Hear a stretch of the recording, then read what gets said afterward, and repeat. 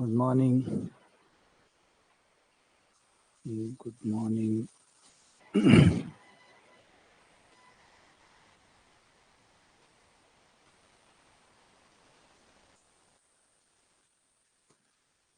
Good morning. Good morning. Good morning. Very good morning.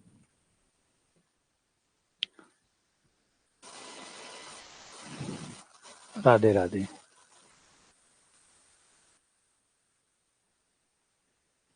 तो अब आज हम मैट्रिक्स में आगे बढ़ेंगे और सारणिक की तरफ बढ़ेंगे. सारणिक, क्योंकि मैट्रिक्स अधूरा है बिना सारणिक के. जब तक सारणिक ऐड नहीं होगी तो बहुत सारी चीजें रह जाती है, बहुत सारी चीजें हैं जो कमियां रह जाती है, क्योंकि मैट्रिक्स का एक्चुअल में जो आइडिया है वो सारणिक से लगता है.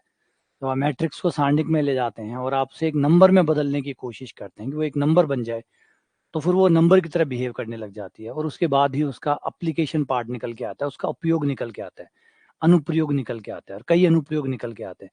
तो पहले आज हम काम करेंगे कि मैट्रिक्स को एक नंबर में कन्वर्ट करेंगे, जिसको सारणिक कहते हैं. जिसको सारणिक कहते हैं. सारणिक का मतलब ये होता है कि आपके पास कोई वर्गाकार मैट्रिक्स है, उस वर्गाकार मैट्रिक्स को आप एक सिंगल नंबर में कन्वर्ट करना चाहते हैं एक प्रोसेस के जरिए. एक निश्चित प्रोसेस होगा, निश्चित विधि होगी, जिस विधि के तहत आप अपनी सारणिक को एक नंबर में कन्वर्ट कर देते हैं. मतलब आपकी जो वर्गाकार मैट्रिक्स है उसको आप एक नंबर में बदलते हैं. वर्गाकार, ऐसी नहीं, वर्गाकार मैट्रिक्स, ऐसा नहीं कोई भी मैट्रिक्स नहीं, वर्गाकार मैट्रिक्स जिसमें पंक्ति और स्तंभ बराबर हो, जिसमें पंक्ति और स्तंभ बराबर हो. अब इस वर्गाकार मैट्रिक्स को आप एक नंबर के साथ रख देते हैं कि ये वर्गाकार मैट्रिक्स बराबर ये नंबर, एक संख्या के साथ संबद्ध कर देते हैं या कनेक्ट कर देते हैं. कनेक्ट कर देते हैं कि भैया ये वाली मैट्रिक्स बराबर ये वाली संख्या, ये वाली मैट्रिक्स बराबर ये वाली संख्या. अब वो बात है वो संख्या आई कैसे, उसकी बात करेंगे, लेकिन फिलहाल आइडिया सिर्फ ये है कि हर वर्गाकार मैट्रिक्स को एक संख्या के साथ कनेक्ट कर देंगे, यूनिक संख्या के साथ, वो भी इकलौती संख्या के साथ. ऐसे नहीं कि इस मैट्रिक्स की ये संख्या भी हो सकती है, ये भी हो सकती है, ये भी हो सकती है, ऐसा आइडिया नहीं है. हर मैट्रिक्स जो वर्गाकार मैट्रिक्स होगी उसको एक निश्चित संख्या, एक अद्वितीय इकलौती संख्या दे देंगे कि ये मैट्रिक्स वर्गाकार. जब भी मैट्रिक्स यहाँ मैं बोल रहा हूँ तो उसका अर्थ वर्गाकार से लीजिएगा. हर वर्गाकार मैट्रिक्स को हम एक निश्चित संख्या, एक इकलौती संख्या के साथ अटैच कर देंगे. ये एक संख्या के साथ अटैच करना, वो जो संख्या है वो संख्या उसकी सारणिक कहलाती है, उस मैट्रिक्स की सारणिक कहलाती है. जैसे ये कोई हमारे पास एक वर्गाकार मैट्रिक्स है, इस वर्गाकार मैट्रिक्स को हमने एक नंबर के साथ जोड़ दिया, नंबर रख लिया मान लो कि. अब कैसे एक नंबर के साथ अटैच करते हैं वो पढ़ेंगे, पहले ऊपर से तो शुरू करो. पहले बात की कहानी का जो अर्थ है वो समझो, कहानी का जो अर्थ है पहले उसको समझो कि आप क्या करने वाले हैं. आप हर वर्गाकार मैट्रिक्स को एक नंबर देने वाले हैं, हर वर्गाकार मैट्रिक्स को एक नंबर देने वाले हैं, एक नंबर के साथ रखने वाले हैं कि ये वर्गाकार मैट्रिक्स मतलब ये वाला नंबर. अब उस वर्गाकार मैट्रिक्स का जो एक नंबर है, जैसे हमने अपने आप को एक आधार नंबर के साथ रख लिया ना, अमित जी ये आधार नंबर, ये जी ये आधार नंबर, ये फलान जी ये आधार नंबर. तो हर व्यक्ति एक आधार नंबर के साथ अटैच हो गया, कनेक्ट हो गया और यूनिक दे दिया, सबको यूनिक आधार नंबर दिया हुआ है. तो सेम वैसे ही हम हर मैट्रिक्स को एक नंबर देना चाहते हैं. कैसे देंगे वो अभी बात करेंगे, कैसे देंगे उसके तरीके हो सकते हैं, कई तरीके हो सकते हैं, जिसमें से एक तरीका जो हम पढ़ते हैं उसकी बात करेंगे, जो फेमस है, जो मोस्ट पॉपुलर है और जिसका हम यूज करते हैं वो पढ़ेंगे, है ना. और भी तरीके हो सकते हैं. जैसे आप ये समझो कि आधार नंबर देना एकमात्र तरीका है क्या, नहीं, नहीं ऐसा नहीं है. अमेरिका में जाएंगे तो वहाँ पे कुछ और ही है, वहाँ पे नेशनल सिक्योरिटी नंबर के नाम से कहा जाता है उसको. वहाँ पे एक कार्ड मिलता है जिसे नेशनल सिक्योरिटी नंबर कहते हैं. तो वो जो कार्ड होता है सिक्योरिटी नंबर, वो एक्चुअली वहाँ पे कानून बड़े सख्त होते हैं, वहाँ प्राइवेसी के कानून बहुत जबरदस्त होते हैं. तो वो जिसे नेशनल सिक्योरिटी नंबर कहते हैं वो एक नंबर हर किसी को वहाँ पे जो रहता है उसको वो जारी करते हैं. और उस नंबर की लिमिटेशन है, उस नंबर की लिमिटेशन ये है कि वो सिक्योरिटी पर्पज के लिए ही यूज किया जाएगा. जो गवर्नमेंट है वो उसको सिर्फ सिक्योरिटी पर्पज के लिए ही यूज करेगी और किसी चीजों के लिए यूज नहीं करेगी, ताकि लोगों की जो प्राइवेसी है वो खत्म ना हो जाए, उनकी जो व्यक्तिगत जीवन है वो खत्म ना हो जाए. तो इसलिए वहाँ पे सब कुछ भी चलता है, वोटर आईडी कार्ड भी चलता है, जो ड्राइविंग लाइसेंस है वो सब अलग अलग चलते हैं. लेकिन नेशनल सिक्योरिटी नंबर एक अलग प्रकार का नंबर है, वो जो भी जहां लगता है कि यहाँ सिक्योरिटी थ्रेट है, इन चीज़ों में तब वहाँ पे आपको वोटर आईडी कार्ड या ड्राइविंग लाइसेंस वो नहीं लगा सकते। वहाँ पे आपको अपना जो नेशनल सिक्योरिटी नंबर है, वही यूज़ करना पड़ता है। लेकिन जहाँ थ्रेट है, जहाँ पे किसी देश को कहीं भी आंतरिक खतरा है, कि भई सुरक्षा को खतरा है, तो वहाँ पे वो वोटर आईडी या ड्राइविंग लाइसेंस यूज़ नहीं करते। वहाँ पे उसका जो नेशनल सिक्योरिटी नंबर है, वो है। तो national security number limited to security risk. जहाँ सिक्योरिटी रिस्क है, वहाँ यूज़ करो। बाकी जहाँ सिक्योरिटी का खतरा नहीं है, देश को खतरा नहीं है, वहाँ आप आपका ड्राइविंग लाइसेंस या जो भी है, वो यूज़ करो, ताकि प्राइवेसी कनेक्ट ना हो जाए। बहुत सुंदर तरीका है उनका। हमारा अब तो तरीका भी चल रहा है, अभी सुप्रीम कोर्ट ने आदेश भी किया था कि आधार कार्ड को आप हर चीज़ के साथ लिंक नहीं कर सकते। आधार कार्ड को आप हर चीज़ के साथ लिंक नहीं कर सकते, क्योंकि इससे लोगों की प्राइवेसी चली जाएगी। कल मैं डॉक्टर के पास जाऊँगा, डॉक्टर से मैं दवाइयाँ लिखा रहा हूँ, मान लो मैं मानसिक पेशेंट हूँ और मैं दवाइयाँ लिखा रहा हूँ, आप आधार कार्ड में उसकी डिटेल कनेक्ट करा दोगे, तो सरकार को पता चल जाएगा कि अमित जी को क्या बीमारी है, तो फिर तो वो मुझे कठपुतली बना लेंगे। तो बहुत इंपॉर्टेंट पार्ट हो जाता है कि आपकी हर जानकारी सरकार तक ना पहुँचे, इसलिए इस तरह की व्यवधान आप नहीं डाल सकते। तो वो प्राइवेसी लीक होने जैसा था। तो वैसा ही आइडिया वही है, उन देशों में भी वही है, हमारे देश के पास भी वही है कि भई एक नंबर दे दो, ताकि उसको उस नंबर से पहचाना या जाना जा सके। तो ऐसे ही हम एक वर्गाकार मैट्रिक्स को एक नंबर दे रहे हैं। कैसे देंगे वो भी हम बात कर लेंगे। फिलहाल तो ये समझो कि हम कर क्या रहे हैं। एक वर्गाकार मैट्रिक्स इक्वल्स टू एक नंबर, वो नंबर उसकी सारणी कहलाएगा। ये जो नंबर है, ये इस मैट्रिक्स की, ये जो भी मैट्रिक्स है, फॉर एग्ज़ाम्पल इसका नाम ए है, तो ये ए की सारणी कहलाएगा। या डिटर्मिनेंट ऑफ ए कहलाएगा।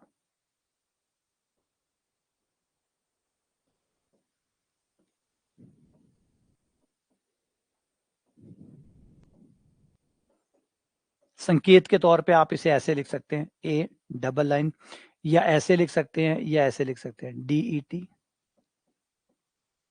डिटर्मिनेंट ऑफ ए। इस तरीके से आप इसको लिख सकते हैं। ये अलग अलग तरीके, कुल मिला के आपने क्या किया, एक वर्गाकार मैट्रिक्स को एक नंबर में कन्वर्ट कर दिया। अब इसको बदलने के लिए कोई तरीका तो अपनाएंगे आप? बिल्कुल अपनाएंगे। कोई प्रोसेस तो अपनाएंगे? हाँ जी, बिल्कुल अपनाएंगे। एक बहुत सारे तरीके हैं नंबर में बदलने के लिए, लेकिन एक फेमस तरीका है जो हम यूज करते हैं, हम उसी की बात करेंगे, उसी की ही बात करेंगे। तरीके बहुत सारे हो सकते हैं, क्योंकि कुल मिला के आइडिया क्या है? आइडिया है हर वर्गाकार मैट्रिक्स को एक नंबर में ढालना। तो ऑब्वियसली बात है, एक नंबर में डालने के कई तरीके हो सकते हैं। आप और तरीके जितने भी अवेलेबल है, आप उससे भी नया तरीका बना सकते हैं। तो तरीके तो बहुत सारे हो सकते हैं। आपने कहा कि मैं यूं यूं गुणा करूंगा, हो सकता है ना। आप कोई भी तरीके से सॉल्व करके आपको एक नंबर बनाना है। कुल मिला के आपका आइडिया है एक नंबर में बदलना, सारी के सारी मैट्रिक्स को एक नंबर बनाना। तो अब बहुत से तरीके हैं आपके पास एक नंबर बनाने के। जैसे मान लीजिए ये आपके पास एक मैट्रिक्स है, वर्गाकार मैट्रिक्स है, 4 2 3 5। आपने कहा मैं सबको जोड़ लूंगा, सबको जोड़ के एक नंबर बना दूंगा, तो ये हो गया 4 + 2 6, 6 और 8 14। ये लो, ये 14 में बदल गया। तो एक नंबर ही तो बनाना है, एक नंबर ही तो बनाना है, एक नंबर ही तो बनाना है। तो एक नंबर बनाने के कई तरीके हो सकते हैं। आप ये कहोगे मैं सबको जोड़ के, या फिर आप ये कह सकते हो नहीं, मैं तो सबको गुणा करके बनाऊंगा।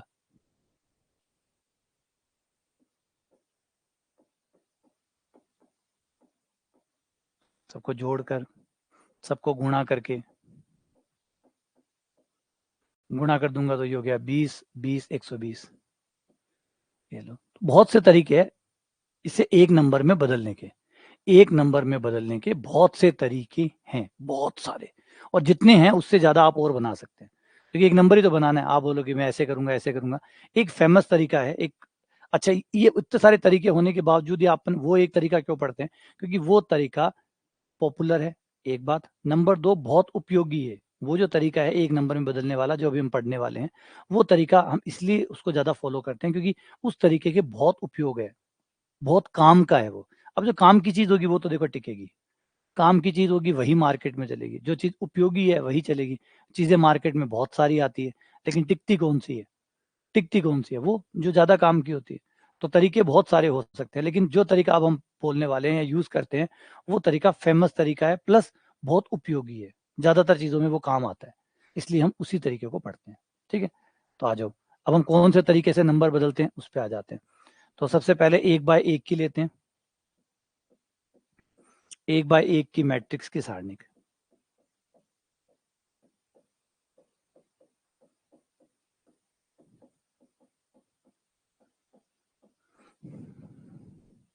अब कोई मैट्रिक्स 1/1 की है, मतलब एक ही पंक्ति है और एक ही स्तंभ है, यानी अवयव खाली A11 है, तो इसकी सारणिक बस ये खुद ही हो जाएगा। ये जो नंबर है ये खुद ही सारणिक हो जाएगा। एक ही नंबर है, अब एक नंबर को एक नंबर में क्या बदलना, बदला वही है। एक ही नंबर है, एक ही नंबर में बदलना है तो बदला वही है, क्या बदलना है। तो 1/1 की तो सारणिक ये खुद ही हो जाएगी। 2/2 की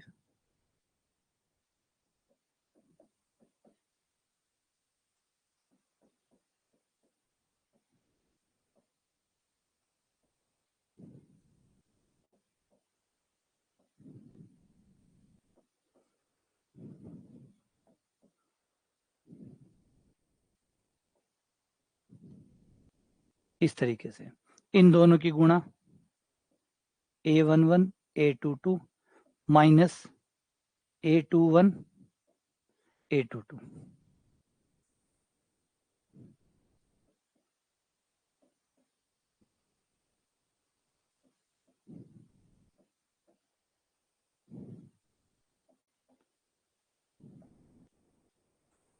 2/2 को इस तरीके से सॉल्व करेंगे। ठीक है, 1/1 का तो वो जो खुद है वही सारणिक हो गया। 2/2 में इस तरीके से क्रॉस गुणा करके, इधर वाली क्रॉस गुणा माइनस दूसरे वाली क्रॉस गुणा, वो करके जो आएगा उससे निकालेंगे। ऐसे ही 3/3 में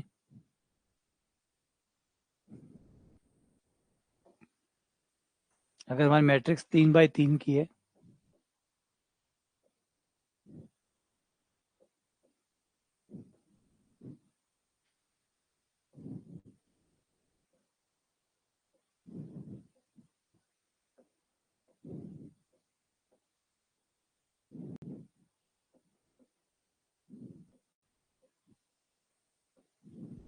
अगर 3/3 की है तो तिरछा गुणा में दिक्कत आएगी। तो इस दिक्कत को दूर करने के लिए, अब तिरछा गुणा करेंगे तो थोड़ी दिक्कत आएगी, तो तिरछा गुणा में दिक्कत ना आए इसलिए थोड़ा सा इसको बढ़ा लेते हैं कि ये दो कॉलम को यहाँ रिपीट कर देते हैं। A11 A21 A31, पहला कॉलम दूसरा कॉलम, पहला कॉलम दूसरा कॉलम, ये रिपीट कर दिए, इनको वापस एक बार और लिख दिया, पहला कॉलम और दूसरा कॉलम। अब देखो, अब दिक्कत नहीं आएगी तिरछी गुणा करने में, अब तिरछी गुणा करने में दिक्कत नहीं आएगी। देखो ये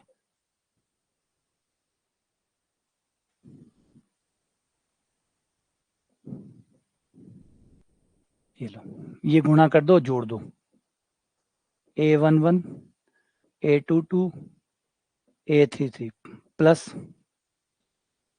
A12 A23 plus A13 A21 A32। ये एक साइड वाली गुणा प्लस की, माइनस दूसरे साइड वाली माइनस की।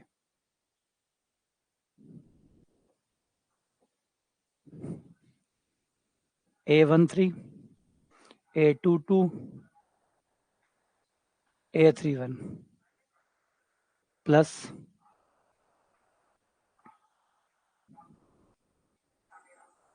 A11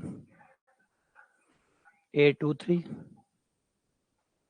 A32 plus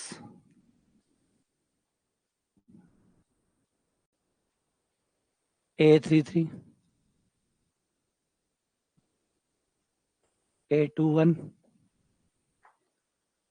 A12। ये सारणी का मान हो जाएगा 3/3 के लिए, ये 3/3 के लिए।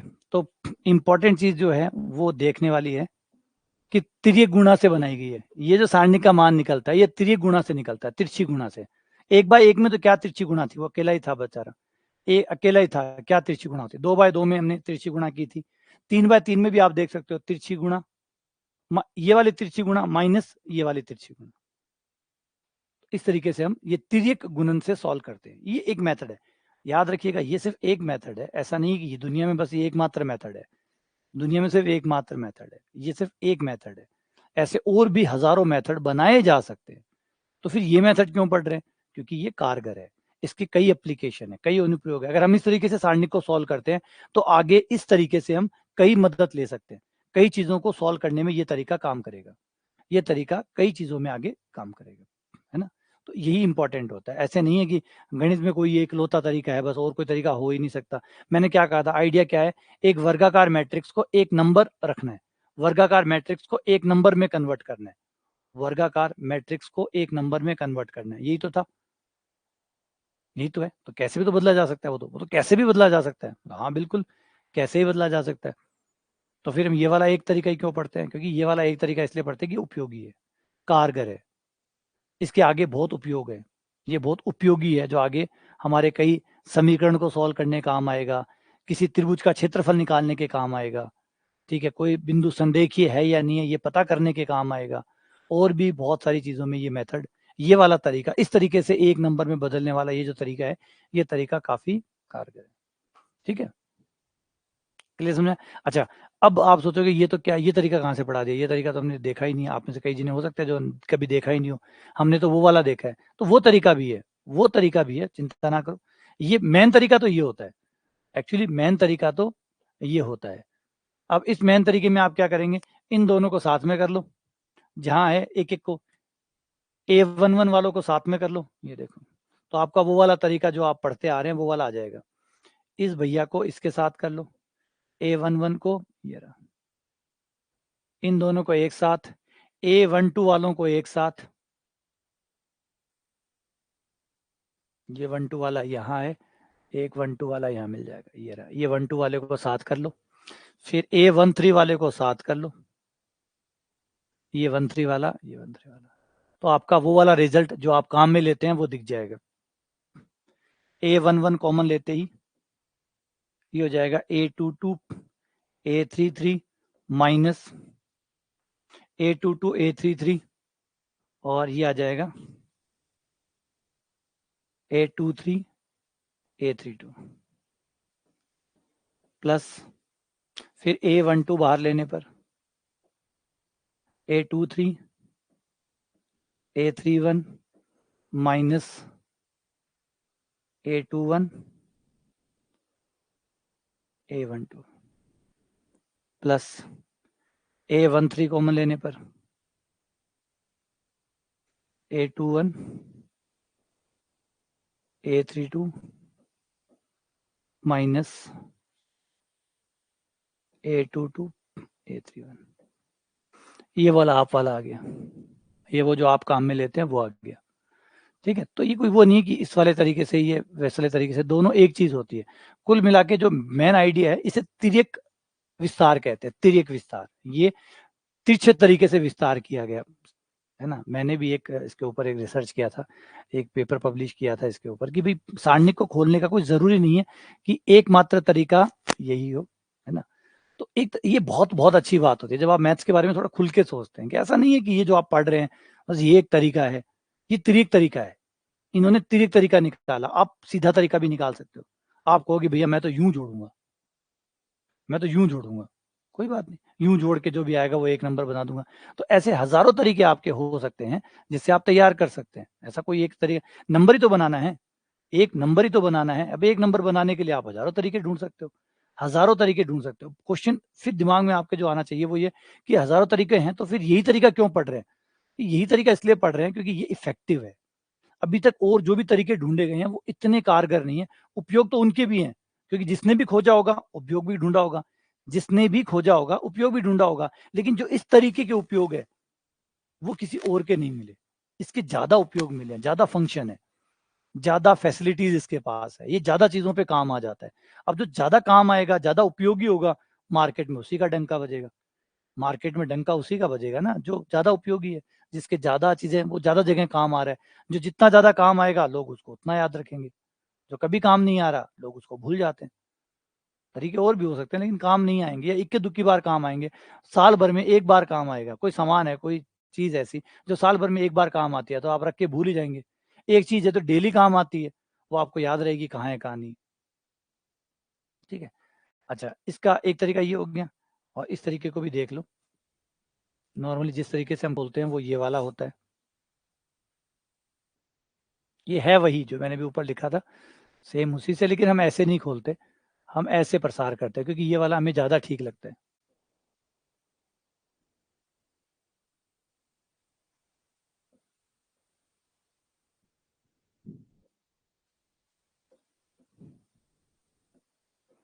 बड़ी सारणी को छोटी सारणिकों में बदल के, बड़ी सारणी को छोटी सारणिकों में कन्वर्ट करके।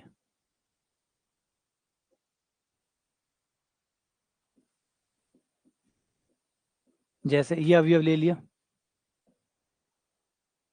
A11, इसकी छोटी सारणिक ले ली,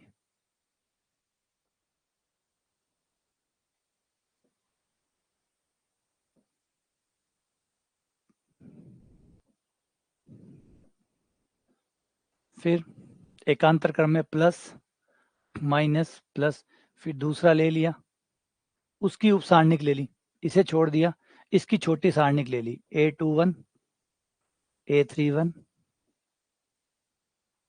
A23, A33 प्लस, फिर तीसरी ले ली A13 और उसकी उप सारणिक ले ली 21, 22, 31, 32।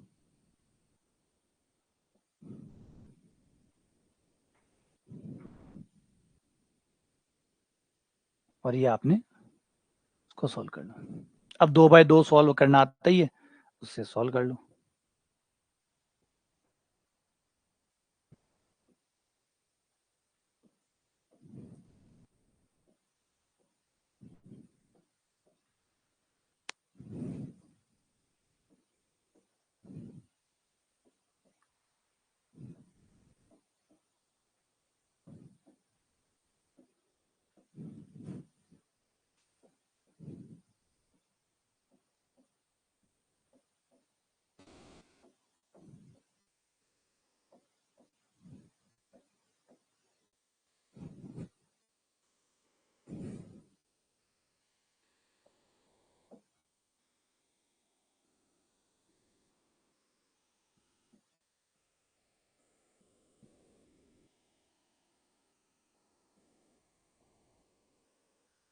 यहां से माइनस कॉमन ले लो, माइनस माइनस प्लस, ताकि सब प्लस दिखाई दे, अच्छा लगे।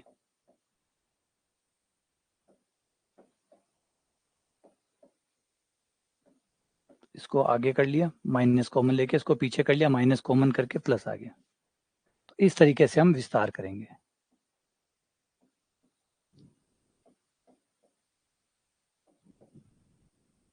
तो ये हमारा वो तरीका हो गया विस्तार करने का। 3/3 को ऐसे विस्तार करते हैं। आंसर होता क्या, आंसर होता क्या, आंसर का क्या मतलब है? आंसर अलग अलग आता है। आंसर तब आता है जब सवाल होता है, सवाल के आंसर होते हैं। जब कोई चीज सवाल ही ना हो तो आंसर किस बात का? आंसर सवालों के होते हैं। जब सवाल ही ना हो तो आंसर किसका? समझो बात को। अलग अलग तरीकों से अलग अलग आंसर आएंगे, अलग अलग तरीकों से अलग अलग आंसर आएंगे। क्या मैं सवाल बता रहा था कि जिसके आंसर आएंगे? सवालों के आंसर आते हैं, ये सवाल नहीं है, तरीके हैं। ये अलग अलग तरीके से सॉल्व करने के तरीके हैं। आप लड़ियां लगाते हैं दीपावली पे, आप चाहे जैसे लगा सकते हैं। आप कहेंगे अलग अलग आंसर आएंगे अलग अलग लड़ियां लगाने से, तो लड़ियां लगाना कोई सवाल थोड़ी था जो अलग अलग आंसर आएंगे। आपको लगा ये लड़ियां सुंदर लग रही है, ऐसे लगाऊंगा सुंदर लगेगी, ऐसे लगाऊंगा थोड़ी कम सुंदर या थोड़ी ज्यादा सुंदर लगेगी, ऐसे लगाऊंगा। अब इसमें से आंसर कौन सा है? जब आप छत पे लड़ियां लगाते हैं दीपावली पे, आप कैसे लड़ियां लगाते हैं, इसमें से आंसर कौन सा है? आंसर कोई सा भी नहीं है। क्यों? क्योंकि सवाल भी कोई सा ही नहीं था। इनमें से कोई सवाल ही नहीं है, तो आंसर किस बात का? ये तरीके हैं। ऐसे लगा दिया, ऐसे लगा दिया, ऐसे लगा दिया, ऐसे लगा दिया, और हर कोई अपने आप में सही है। लड़ियों को ऐसे लगा रहे हो वो भी सही है, वैसे लगा रहे हो वो भी सही है, वैसे लगा रहे हो वो भी सही है। हाँ, ये कह सकते हो थोड़ा ज्यादा सुंदर लगा, और वो भी एग्जैक्टली नहीं है। किसी को हो सकता है कि पहले वाला तरीका ज्यादा सुंदर लगा हो, किसी को दूसरे वाला, किसी को दूसरा कम सुंदर लगा हो, पहला ज्यादा सुंदर लगा हो। तो यहाँ गलत सही जगह है ही नहीं, और ना कोई आंसर है, ना कोई आंसर है।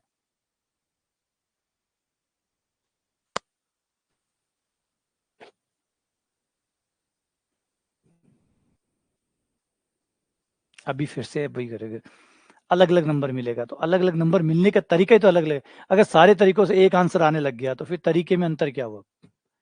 अगर पहला तरीका इस तरीके से सॉल्व किया 5 आ रहा है, दूसरे तरीके से सॉल्व किया 5 आ रहा है, तीसरे से 5 आ रहा है, और चौथे से भी 5 आ रहा है, पांचवे से भी 5 आ रहा है, फिर तो वो तरीके हुए ही नहीं, फिर तो वो एक ही तरीका हो गया, फिर तो एक ही तरीका हो गया। इससे कंफर्म हो गया कि इन्हें चाहे किए खिंडा लो, उत्तर 5 आणु है, इन्हें चाहे किया ही बिखेर लो, उत्तर 5 आणु है। तो फिर कोई तरीका कोई मतलब ही कोई नहीं, फिर तो तरीके सारे मर गए, सबके प्राण निकल गए। अगर सारे एक तरीके से खोला 5 आया, दूसरा मैंने अटपटा तरीका लगाया फिर भी 5 आया, तीसरा और अजीब लगाया तब भी 5 आया, फिर और कुछ लगाया फिर भी 5 आया, और सबसे 5 आया। इसका मतलब तरीकों का तो कोई मतलब ही नहीं बनता, फिर तरीके बनाए क्यों है, कोई फर्क ही नहीं पड़ रहा, सबसे ही 5 आ रहा है, तो कोई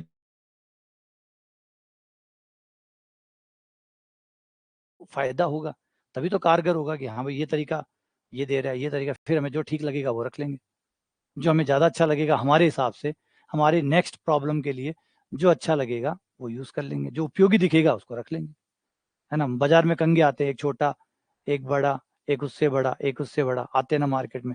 आप कौन सा कंगा लाएंगे जो आपके लिए ज़्यादा उपयोगी होगा, जो आपके लिए ज़्यादा उपयोगी होगा। अब बताओ उन 4 कंगों में से ज़्यादा सही कंगा कौन सा है। अगर 4 कंगे हैं, एक ये, एक बड़ा, एक उससे बड़ा, एक उससे बड़ा, तो सबसे सही कंगा कौन सा है। बोला कोई सही नहीं, वो डिपेंड करता है कि किसके लिए कौन सा ज़्यादा उपयोगी है। किसी को छोटा, मेरे जैसे कम बाल वालों के लिए छोटा कंगा ही बहुत है ना। मेरी वाइफ के लिए बड़ा कंगा चाहिए होगा, उपयोगिता अलग अलग होगी ना हमारी, तो बस दोनों की कोई सही गलत एक फिक्स नहीं किया जा सकता, और होता भी नहीं है। आ जाओ सारणी के कुछ गुण धर्मों की बात करते हैं। ये जो मान आता है, इस मान के कुछ खास बातों की बात करते हैं, इसकी कुछ खास बातों की बात करते हैं कि ये जो आप मान निकालते हैं और एक नंबर में कन्वर्ट करते हैं, इस एक नंबर में ऐसी क्या खास बात है। बस ये खास बातें तो इसको खास बना देती है, ये खास बातें तो खास बना देती है। अब इस वजह से अब आप कोई नया तरीका ढूंढते हो, तो उस नए तरीके को टक्कर देने के लिए जो पहले से स्टेब्लिश मेथड है उसके बराबर का कुछ लेके आओ, उसके बराबर की कोई चीज लेके आओ जो उतनी इफेक्टिव हो जितना भी है। अब इसके गुणगम देखो, इसमें कितने गुण है। इस तरीके में, इस तरीके से जब आप एक नंबर बनाते हो, देखो नंबर एक ही बन रहा है, नंबर एक ही बन रहा है, लेकिन इस तरीके से जब आप एक नंबर बनाते हो, उस नंबर में कितनी खास बातें हैं। नंबर एक, पहली खास बात, दूसरी खास बात, तीसरी खास बात, चौथी खास बात, पांचवी खास बात, छठी खास बात, सातवीं खास बात, आठवीं खास बात, नौवीं खास बात, 10वीं खास बात, तो टोटल मिलाकर 10 खास बातें हैं इसमें।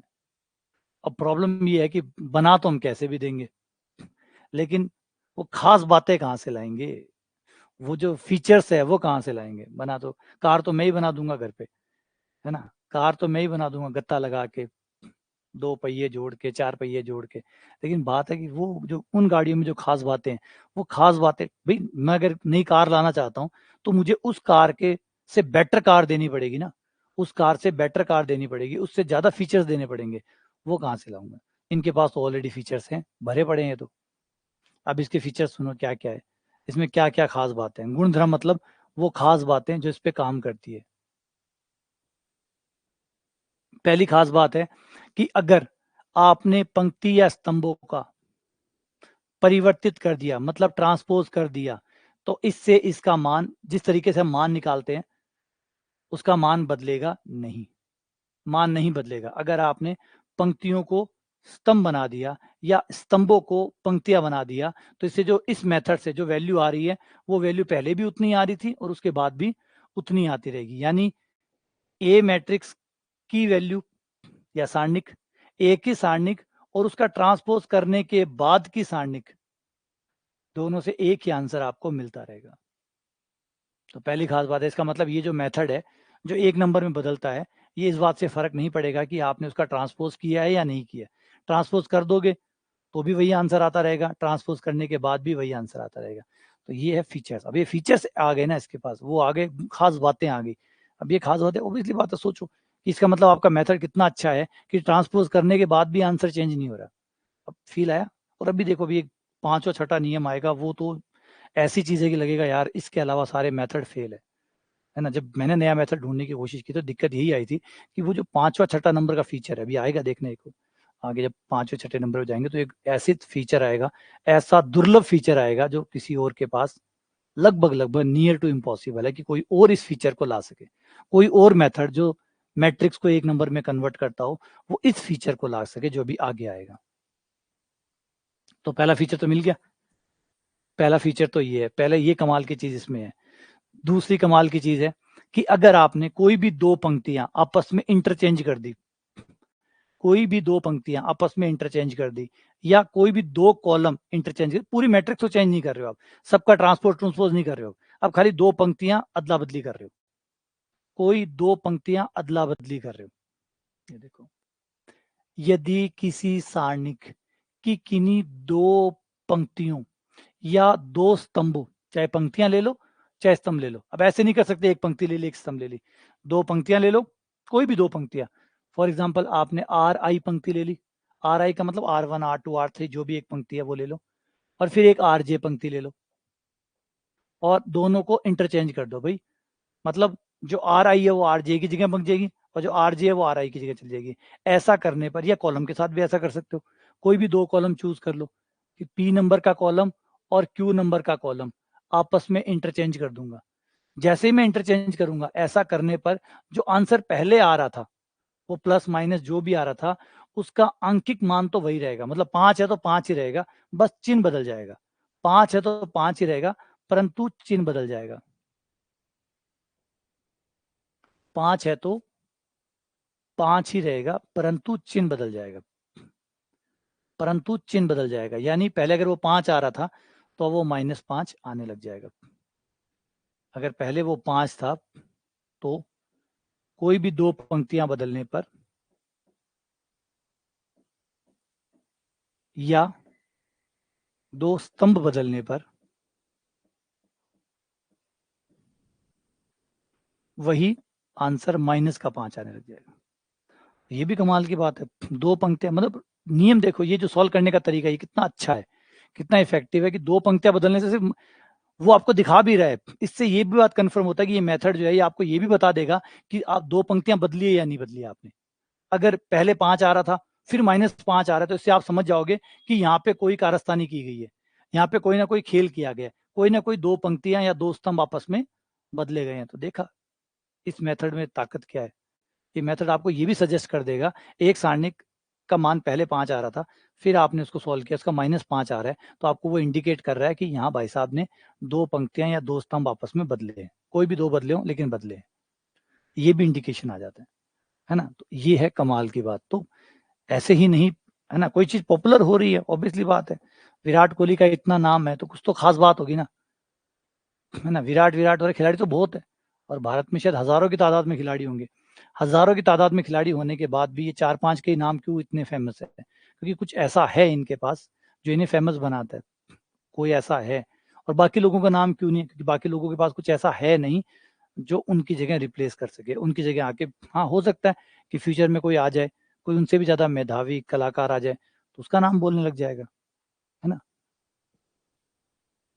अब ये दूसरा गुण, तीसरा गुण, थर्ड गुण, हर गुण एक से बढ़कर एक, तीसरा गुण कहता है अगर दो पंक्तियां सेम आ गई, दो पंक्तियां सेम है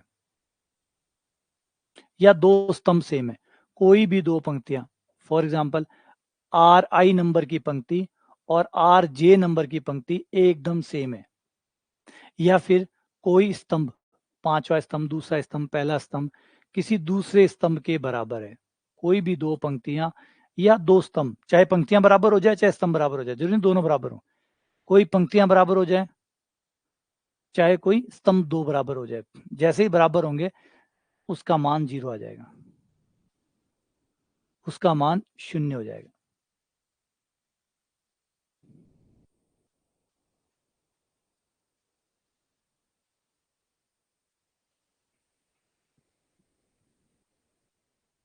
ये देखो, ये भी कितना कमाल, इस तरीके में क्या कमाल की बात है, अगर दो पंक्तियां सेम होती है तो ये 0 दे देता है, दो पंक्तियां सेम होती या 0 दे देता है, और ये चीज बहुत काम की है, ये चीज बहुत काम की है, इसका मतलब ये मेथड इतना कलाकार है कि दो पंक्तियां सेम होते 0 दे देगा, इससे हमें समझा देगा, आगे हमें समीकरण सिद्धांत में बहुत काम आएगा, समीकरण सिद्धांत में ये बहुत काम आएगा, कहीं भी दो पंक्तियां अगर दो समीकरण सेम हुए तो ये हमें 0 दे देगा, जिससे हमें पता चल जाएगा कि समीकरण की दो पंक्तियां या दो समीकरण सेम है ना। अगला,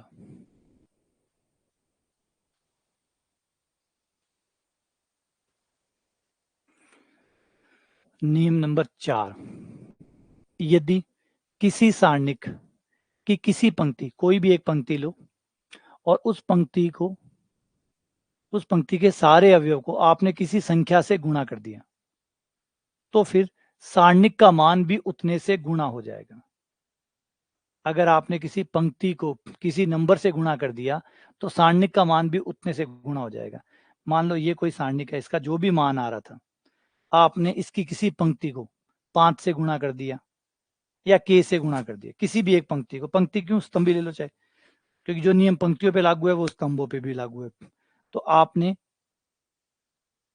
किसी पंक्ति को या किसी स्तंभ को, पंक्ति ले लो या स्तंभ ले लो, किसी स्तंभ को या किसी पंक्ति को, किसी एक पंक्ति को आपने k से गुणा कर दिया या किसी एक स्तंभ को k से गुणा कर दिया। ऐसा करने पर आपका सारणिक का मान भी k गुणा हो जाएगा। सारणिक का मान भी k गुणा हो जाएगा, यानी हर एक पंक्ति को किसी से गुणा करने पर आपके सारणिक का मान उतना ही गुणा हो जाएगा।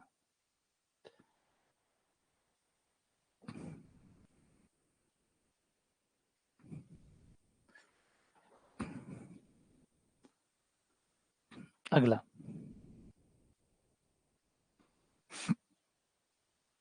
अगला नियम ये कहता है कि सारणिक की कोई पंक्ति या कोई स्तंभ का प्रत्येक अवयव दो पदों से मिलकर बना हो, के योग के रूप में हो। मतलब कोई भी पंक्ति दो दो से मिलकर बनी हो, जैसे a प्लस बी, मान लो पंक्ति नंबर 1 दो दो चीजों के जोड़ से बनी हुई है।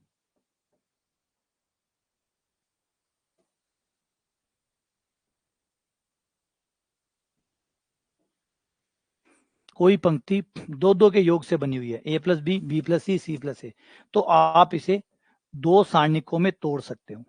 एक तो पहला पहला अवयव लेकर एक सारणिक,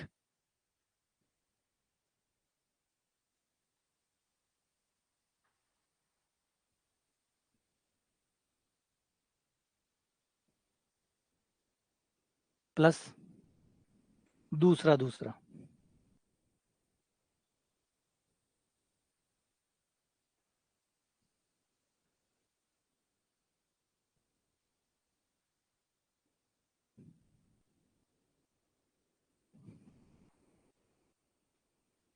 तो ये हो गया दो भागों में। ये नियम कहता है कि ये जो आपका नियम है सॉल्व करने वाला, सारणिक वाला, ये नियम इतना भी कमाल है कि अगर कोई पंक्ति दो दो अवयव से बनी हुई है तो दो अलग अलग सारणिकों में तोड़ के आप मान निकाल लो, वो उतना ही आएगा जितना पहले का आ रहा था। आप यहाँ पे डायरेक्ट निकाल लो इसका मान, वही आएगा जो इन दोनों का अलग अलग करने के बाद आएगा, वो भी उतना ही आएगा, यानी इससे भी मान नहीं बदलेगा। अब ये है वो सबसे खतरनाक नियम जिसकी बराबरी करना लगभग नियर टू इम्पॉसिबल है। इस नियम की कोई भी आप सारणिक को एक नंबर में बदलने के कोई भी नियम बनाइए, लेकिन ये नियम बना पाना, ऐसा खास नियम बना पाना, ऐसा खास गुणधर्म पैदा करना वो संभव नहीं है। जैसे विराट के जैसे और खिलाड़ी भी आ जाएंगे, अच्छे खेल सकते हैं, लेकिन जो टेम्परामेंट है, जो वो चेस करता है, जब वो बैटिंग करता है सेकंड में, जब वो सेकंड इनिंग में बैटिंग करता है तो उसकी जो बैटिंग होती है, उसका जो टेम्परामेंट होता है वो एक अलग ही लेवल पे है। उसके जैसा पहला कभी कोई ऐसा खिलाड़ी था ही नहीं जो चेस में इतना कंसिस्टेंट होता है। तो वो चीज कहाँ, अब यहाँ पे यही चीज इसमें अंदर है। ये कह रहा है कि आप किसी भी पंक्ति में से यदि सारणी की कोई भी पंक्ति ले के प्रत्येक को किसी दूसरी पंक्ति के संगत अवयव को किसी संख्या से गुणा करके जोड़ दो या घटा दो, ऐसा करने पर आपका सारणिक का मान बदलता ही नहीं है। यानी इंटरनली, सारणिक में इंटरनली आप आपस में जोड़ो या घटाओ, इससे सारणिक का मान कभी चेंज होता ही नहीं है। इंटरनली आप उनको आपस में जोड़ो घटाओ, किसी से गुणा करके जोड़ो घटाओ, इसकी वैल्यू उतनी ही आती रहेगी। ये समझो कि ये सुपर पावर कितनी है। मान लो ये 3, 5, 7, 11, 13, 12, 9, 8, 7 है, इसकी जो भी वैल्यू आ रही है, इसका जो भी आंसर आ रहा है, सपोज करो इसका आंसर के आ रहा है। अब ये क्या कह रहा है, ये कमाल का नियम है। ये कह रहा है, अब ये कैसे सेट कर रहा है ये रूल, इसने जिसने भी बनाया सारणी को पहली बार, क्या कमाल बनाया कि अब आप अगर इसकी कोई भी एक पंक्ति ले लो और कोई भी दूसरी पंक्ति ले लो और उसको आपस में जोड़ दो, घटा दो, किसी से गुणा करके जोड़ दो, घटा दो, आप कुछ भी कर लो, इसका मान हर बार के ही आता रहेगा, वो कभी चेंज नहीं होगा। अच्छा, चाहो तो आप कॉलम के साथ कर सकते हो, चाहो तो आप रो के साथ कर सकते हो, किसी बड़ी से बड़ी संख्या से गुणा करके आप ये कर सकते हो, जो चाहे कर लो, इसकी वैल्यू के ही आती रहेगी। फॉर एग्जाम्पल, जैसे मैंने ये किया कि मैं दूसरी पंक्ति को पहली पंक्ति को 3 से गुणा करके दूसरी पंक्ति में से घटाऊंगा, इसको मैं 3 से गुणा करूंगा और फिर इसमें से घटाऊंगा, घटा लो, नंबर बदल जाएंगे। पहली पंक्ति में 3 5 7 है, 3 5 7, क्योंकि आप सिर्फ R2 को चेंज कर रहे हो, है ना। यहाँ लिख भी दो चाहो तो नाम, किसको चेंज कर रहे हो, मैं R2 को बदल रहा हूँ। कैसे बदल रहा हूँ, ऐसे बदल रहा हूँ, ये मेरा नियम है, इस नियम के तहत मैं बदल रहा हूँ। क्या नियम है मेरा, कि मैं R2 का जो अवयव है उसमें से जो सामने अवयव है R1 का, उसको 3 से गुणा करके घटाऊंगा, 3 से गुणा करके घटाऊंगा। अब 11 ये है और ये 3 है, इसको 3 से गुणा करूंगा तो 9 जाएगा, 11 में से 3 गया, ये 2 आ जाएगा। ऐसे ही ये 13 है, ये 15 है, ये माइनस का 2 गया, वो 12 है, ये 21 है, 12 में से 21 गया, 12 में से 21 गया, -9, ये -9 आ गया। और बाकी आपके नीचे वाले नंबर वही है, 987। और सबसे सरप्राइज ये है कि अभी भी इसका आंसर के ही आएगा, चाहे सॉल्व कर लो। ये देखा, ये क्या कमाल है, मतलब कैसे ये कर रहा है, कैसे ये कर रहा है, चेंज ही नहीं हो रहा अपने नंबरों को, इसके नंबर बदलते जाएंगे, कभी तो नंबर इतने बदल जाएंगे, सारे के सारे बदल जाएंगे, लेकिन आंसर मजाला के बदल जाए, के वही पड़ा रहेगा। के अगर आप हजारों हजारों हजारों बार नियम लगा दें तो भी इसका आंसर कभी बदलेगा नहीं। अब बताओ, ये है वो लास्ट कील जो ठोकी हुई है, इसको कोई कैसे हिला दे। अब इसका मतलब है जो तरीका इन्होंने बनाया है सॉल्व करने का, मैंने पहले कहा एक नंबर बनाना बहुत आसान है, एक नंबर बनाना बहुत आसान है, सबको जोड़ दो एक नंबर बन जाएगा, सबको जोड़ दो एक नंबर बन जाएगा, बन गया। सारणी को सॉल्व करने का ये भी एक सारणी का तरीका हो गया, ये भी एक नंबर में बदलने का तरीका हो गया, लेकिन इस तरीके में ये कमाल कहाँ से लाओगे, ये जादू कहाँ से लाओगे। ठीक है, ये देखो, ये रहा आपका, आपने मान लो किसी सारणी को सॉल्व करने का नियम ये बनाया कि सबको जोड़ देंगे, सबको जोड़ देंगे और एक नंबर बना देंगे, तो 2 और 3 5, 6 6 2 8, ये लो। अब ये तरीका रहेगा, मैंने सारणी का तरीका बनाया, अपना तरीका बनाया कि सबको जोड़ूंगा वही सारणी कहलाएगा, सबको जोड़ूंगा वही सारणी कहलाएगा, हो गया। अब इसमें कोई खास बात बताओ, क्योंकि चीजें तो खास बात से चलते हैं ना।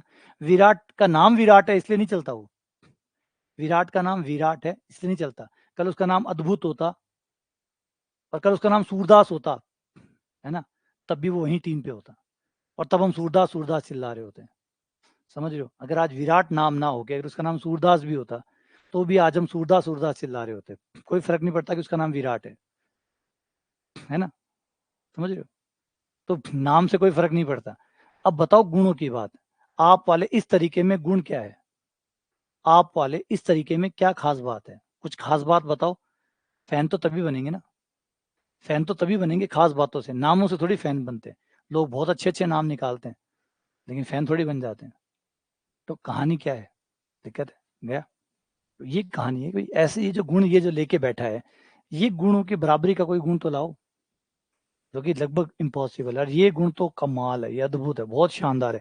इसे आप चाहे कितनी बार जोड़ो, कितनी बार घटाओ, किसी संख्या से गुणा करके घटाओ जोड़ो, कुछ भी करो, आप सारणी का मान नहीं बदल सकते। वो के आ रहा है तो वो के आता रहेगा, वो हर बार के आता रहेगा। कर लो, उठा पटक कुछ भी कर लो, ये जोड़ा, ये घटाया, ये घटाया, 100 से गुणा करके घटाया, 1000 से गुणा करके घटाया, लाख से गुणा करके घटाया, कर लो और के बदल के दिखा दो, के बदल के दिखा दो, के नहीं बदलेगा। तो सोचो, इसका मतलब ये इतना ज्यादा स्ट्रॉन्ग मेथड है कि इसकी वैल्यू को चेंज ही नहीं किया। इंटरनली आप कुछ भी करो इसकी वैल्यू चेंज नहीं होती। अब इतने शानदार मेथड की जगह कोई और कैसे ले सकता है, और ले सकता है तो फिर कुछ इससे कोई बड़ा लाओ, इससे कुछ और अद्भुत लाओ। ठीक है, चलो आगे बढ़ते हैं।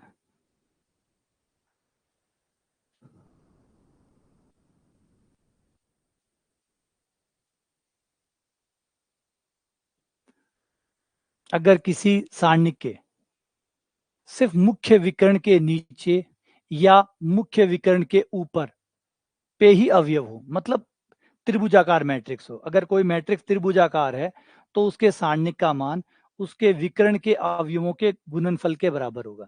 तो आप खोल के भी दिखा सकते हो कि अगर कोई त्रिभुजाकार मैट्रिक्स है, त्रिभुजाकार मैट्रिक्स मतलब विकर्ण के नीचे नीचे अवयव है, ऊपर वाले सारे जीरो हैं, या ऊपर ऊपर अवयव है, नीचे वाले सारे जीरो हैं, या तो नीचे वाले अवयव है, ऊपर सारे जीरो हैं, या ऊपर अवयव है, नीचे सारे जीरो हैं। तो ऐसी सारणी का मान विकर्ण के अवयवों के गुणनफल के बराबर होगा। तो वो तो हम सॉल्व करके भी निकाल सकते हैं, इसके लिए कोई नियम बनाने की जरूरत ही नहीं, फर्जी नियम बनाए। तो ये रहा ए। अब मान लो ये कोई त्रिभुजाकार मैट्रिक्स है, इसका मतलब या तो इसके विकर्ण के ऊपर वाले सारे जीरो होंगे या विकर्ण के नीचे वाले सारे जीरो होंगे। अभी हमें बता रहा है कि इसके सारणिक का मान जो है, इसकी सारणिक का मान इससे विकर्ण के अवयवों के गुणनफल के बराबर होगा। आप विकर्ण के अवयवों का गुणनफल कर लो, ये इसके बराबर होगा ADF। और होना ही है, खोल के देख लो, क्योंकि इसको खोलोगे, बस इसको खोलोगे यही खुलेगा, बाकी तो दोनों जीरो है। बस यही खुलेगा, बाकी तो दोनों जीरो है।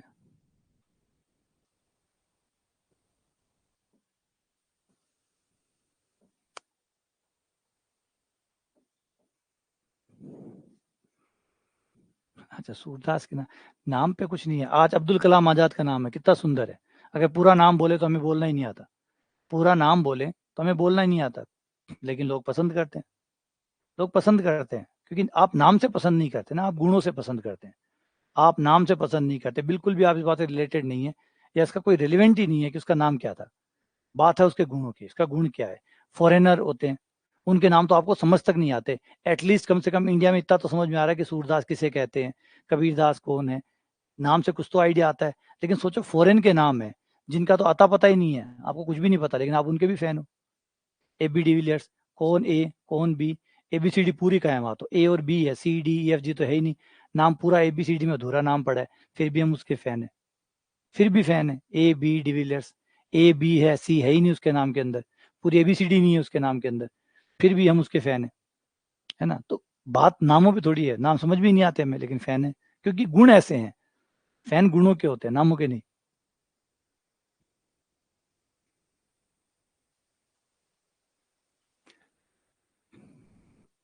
ये 7वां गुण। अब आओ 8वें गुण पे।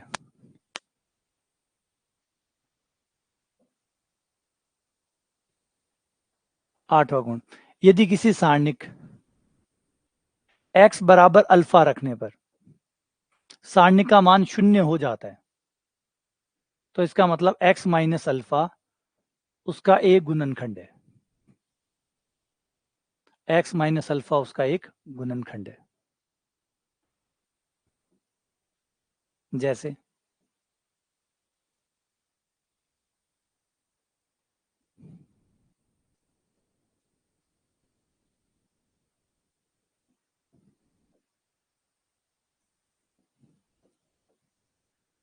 जैसे ये है, अगर कोई x का मान रखने पर इस सारणिक का मान 0 आ जाता है, तो इसका मतलब इसे सॉल्व करने के बाद जो बहुपद आएगा उसका एक मूल x बराबर 3 होगा। x बराबर 3 होगा, है ना। x का कोई भी मान जो इसमें रखने पर सारणिक को 0 कर रहा है, तो वो सारणिक का जब सारणिक को खोलोगे और वो जो बहुपद आएगा उससे सॉल्व करोगे, तो एक मूल आपको वही मिलेगा जो रखने पर 0 आ रहा था। जैसे यहाँ पे x बराबर 3 रखने पर 0 आ रहा है, देखो अगर मैं x का मान 3 रख देता हूं तो इस सारणी का मान 0 हो जाएगा। 3 2 1 2 3 1 1 2 3। अब मैं इसका विस्तार करके दिखाता हूं, देखो 0 हो गया। ये फिलहाल दिख नहीं रहा होगा, लेकिन ये 0 हो चुका है। ये आ गया 9 minus 2 minus 2, 6 minus 1 plus 1, 4 minus 3, 7 या 21, 10 और ये 1, 3 9 माइनस 2। अच्छा, x बराबर -3 है इसका, सॉरी -3 इसका मूल है, -3 है सॉरी।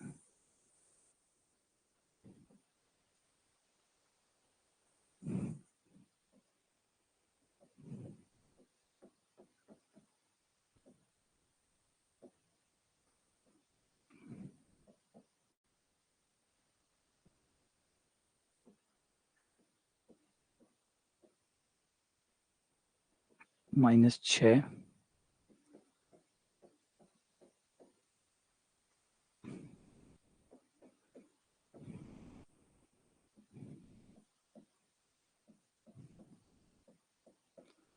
ये 0 आ गया। तो x बराबर -3 पर अगर 0 आया है, x बराबर -3 पर अगर 0 आया है, तो जब आप इसको सॉल्व करोगे, इससे जो बहुपद बनेगा उसका एक मूल x बराबर -3 होगा। अब इसको चाहे खोल के देख लो, इसे खोलें तो ये x x² -2 -2 ये हो जाएगा 2x - 1 प्लस 1 4 - x।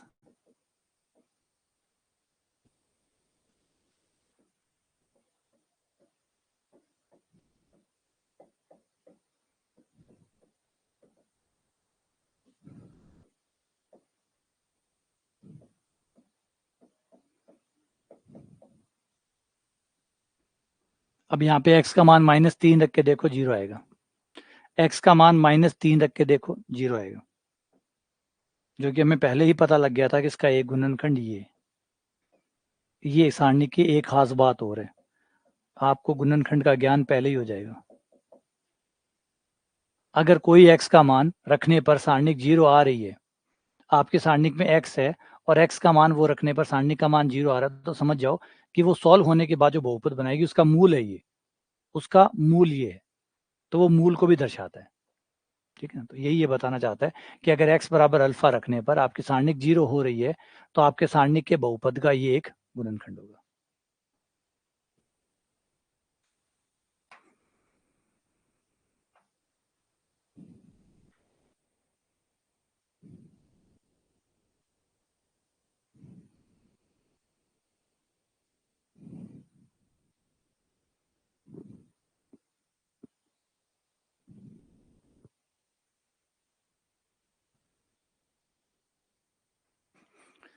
ये कौन सा नियम है? सारणिकों की संक्रियाओं में ये ध्यान दिया जाए कि कम से कम एक पंक्ति अपरिवर्तित रहे, या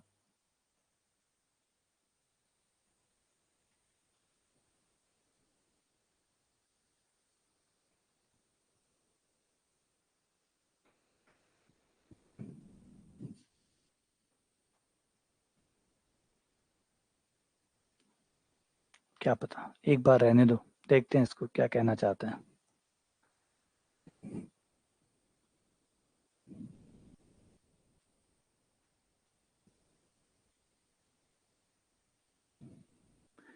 ये वही नियम वापस रिपीट कर दिया। ये नियम तो वही रिपीट कर दिया, पंक्ति को अगर किसी संख्या से गुणा किया जाता है तो सारणिक को भी उस नंबर से गुणा किया जाता है, वो तो हो ही गया। अगर कोई सारणिक की किसी पंक्ति को किसी से गुणा कर देते हैं या स्तंभ को गुणा कर देते हैं, तो फिर सारणिक को भी उतने से गुणा किया जाता है, उतने से गुणा किया जाता है। ये तो हो ही गया, वापस से रिपीट कर दिया।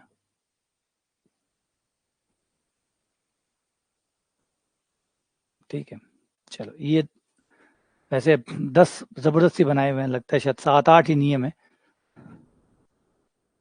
हाँ, देखते हैं उसको भी, समझते हैं, फालतू के तुक्के क्यों मारे। तो वो हमारा हो गया। ये कुछ बेसिक नियम है जो खास गुणधर्म है। एक्चुअली अगर एनसीईआरटी में जाते हैं तो 6 ही गुणधर्म है ये बिना मतलब में बढ़ा के एक गुणधर्म को 2 गुणधर्मों में डाल के 10 बना दिए। 6-7 ओरिजिनल 6-7 ही है, ये 6-7 ही एग्जैक्ट है। बाकी सब घटिया वाले, एक तो 10 वाला तो रिपीट ही हो गया, फिर वो 9वां वाला भी जो कह रहा है वो लग रहा नहीं है कुछ नया गुणधर्म है, वही फालतू का बनाया हुआ है। फालतू तो आप और 2-4 और भी चीजें मिल जाएगी, लेकिन इफेक्टिव बात करें जो खास बातें हैं उनकी बात करें तो लगभग 6-7 बातें हैं। और 6-7 में भी जो मैंने पहले बताई, एक बात जो सबसे खास है वो तो ये है कि सारणी की पंक्तियों को, स्तंभों को आपस में किसी संख्या से जोड़ने या घटाने पर उसमें कोई फर्क नहीं पड़ता। ये सबसे कमाल का गुणधर्म है, सबसे कमाल का, ये तो वन ऑफ द बेस्ट, इसके अंदर एक तरह से जैम है।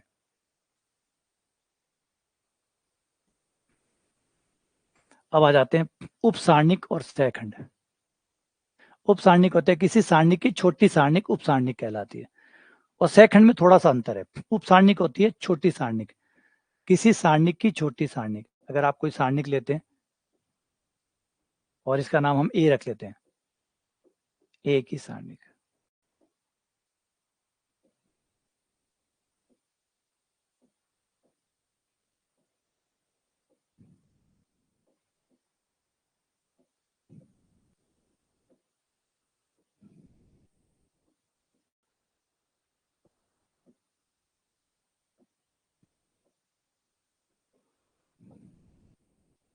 उपसारणिक होती है। उपसारणिक के लिए हम यूज करेंगे पहले तो M word, M for minor, जो इसका इंग्लिश में नाम है। और हर किसी की एक उपसारणिक होगी। जैसे ये पहला अवयव है, इस अवयव की एक उपसारणिक होगी। इस अवयव, ये जिस पंक्ति में है वो छोड़ दो, ये जिस स्तंभ में है वो छोड़ दो, फिर जो बच जाता है वो इसकी उपसारणिक कहलाती है। और नंबर भी उसी का नंबर लिखा जाता है, M11। M11 मतलब पहली पंक्ति और पहले स्तंभ पे जो अवयव है उसकी उपसारणिक। तो उसकी उपसारणिक होगी A22, A23, A32, A33। ये उपसारणिक कहलाती है। फिर दूसरे अवयव पे गए, हर अवयव की अपनी है, हर अवयव की, ऐसा नहीं कोई भी अवयव, 9 अवयव है, हर अवयव की एक उपसारणिक होगी। जैसे इसकी निकालते हैं, इसकी निकालते हैं तो इसकी पंक्ति को छोड़ दो, इसके स्तंभ को छोड़ दो, फिर जो बच जाए वो ले लो। ये जिस भी पंक्ति में है वो छोड़ दो, ये जिस भी स्तंभ में है वो छोड़ दो। A11, A13, A31 और A33, ये उपसारणिक होती है। तो उपसारणिक कुछ नहीं, छोटी सारणिक है। वो जो भी अवयव है, हर अवयव की अपनी एक छोटी सारणिक होगी, हर अवयव की। जब आप विस्तार करते हैं तो यही तो करते हैं, हर अवयव को एक छोटी सारणिक उसकी बनाते हैं, उससे गुणा करते हैं। तो हर अवयव की एक उपसारणिक है, यानी टोटल 9 अवयव है तो 9 उपसारणिक होंगी। पहले अवयव की एक उपसारणिक, दूसरे की उपसारणिक, तीसरे की, चौथे की, पांचवे की, छठे की, सातवें, आठवें, नौवें, सबकी अपनी अपनी एक उपसारणिक बनेगी, सबकी। हाँ, सॉल्व करना चाहो तो सॉल्व भी कर सकते हो, क्योंकि उपसारणिक है तो सारणिक ही ना, और सारणिक है तो संख्या में बदला जा सकता है। A11 इंटू A33,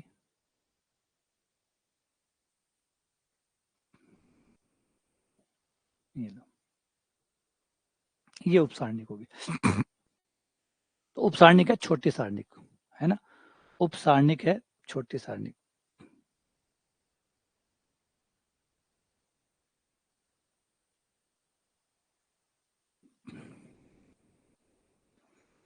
आगे बात समझ,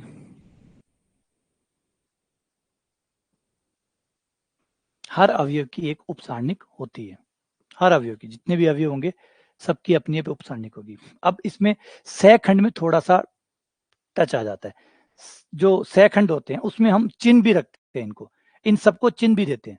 चिन्ह का मतलब इस तरीके से, हर अवयव जो भी है उपसारणिक लेंगे, लेकिन विद साइन लेंगे। जैसे यहाँ पे सारणिक में जो भी अवयव है, हर अवयव का अपना एक चिन्ह है। जैसे plus, minus, plus, minus, plus, minus, plus, minus, plus. इनकी उपसारणिक को इनके चिन्ह के साथ लेंगे। जो अवयव जहां है उसका कोई चिन्ह तो होगा, हर अवयव का चिन्ह है, सारणिक में हर अवयव का अपना एक चिन्ह होता है। तो वो जो चिन्ह है वो उपसारणिक लेंगे, साथ में उसका चिन्ह लेंगे, उपसारणिक, सारणिक। तो सहखंड क्या होता है, बराबर होता है चिन्ह, वो जो अवयव है उस अवयव का चिन्ह गुणा उपसारणिक, चिन्ह सहित लो, उपसारणिक साथ में वो चिन्ह, वो अवयव का जो चिन्ह है वो चिन्ह लो। जैसे M22 को ले लेते हैं, सहखंड के लिए हम C का यूज कर सकते हैं, A का यूज कर सकते हैं। नॉर्मली A का यूज किया जाता है, A का, है ना। आप C का भी यूज कर सकते हो, कोई बाध्यता नहीं है, कोई नामों में वैसे क्या रखा पड़ा है, लेकिन वही ये किताबों में A यूज कर रहा है तो चलो हम भी A यूज कर लेते हैं, वैसे ही है। बाकी ऐसा कोई बाध्यता नहीं है कि आपने A नाम यूज कर दिया या M नाम क्यों यूज कर दिया। यहाँ को फैक्टर से आप C यूज कर सकते हैं, ठीक है। तो जो भी यूज करें फ्री है आप, चलो C यूज कर ले। C1, ये कौन है, C22 है, तो C22 में क्या होगा कि C22 की जो उपसारणिक है वो ले लो, ये उपसारणिक ले ली, जो भी इसकी उपसारणिक है वो ले लो, साथ में इसका चिन्ह ले लो, ये कहाँ था, ये यहाँ था, ये यहाँ था, यहाँ इसका चिन्ह क्या था, प्लस, प्लस ले लो, ठीक है, चिन्ह भी लो साथ में। उपसारणिक में सेकंड में इतना फर्क होता है, उपसारणिक चिन्ह नहीं लेती, बस वो उसकी उपसारणिक लेती है, बात खत्म। सेकंड उपसारणिक भी लेता है, साथ में उसका चिन्ह भी लेता है, जो चिन्ह है। अब बात है कि चिन्ह क्यों लिया गया, है ना, ये दो क्यों बनाए गए, उपसारणिक ठीक थी ना, चिन्ह देने की क्या जरूरत थी। आ जाओ चिन्ह को समझते हैं कि चिन्ह का क्या महत्व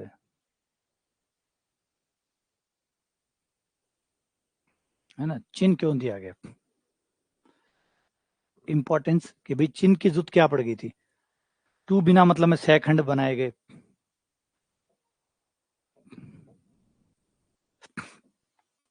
जब आप किसी सारणी का विस्तार करते हो, जब आप किसी सारणी का विस्तार करते हो तो गौर करो, आप उप सारणिक से गुणा नहीं करते,